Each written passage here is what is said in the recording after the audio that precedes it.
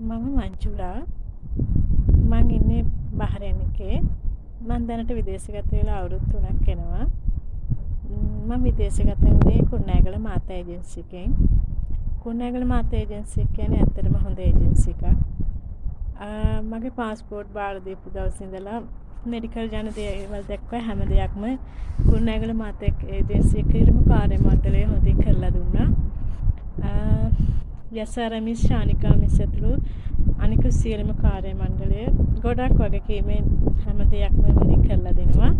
දැනටත් අපි ගැන හොයලා බලලා හැමදේම හොයනවා. හොයලා බලලා හැමදේම කරලා දෙනවා.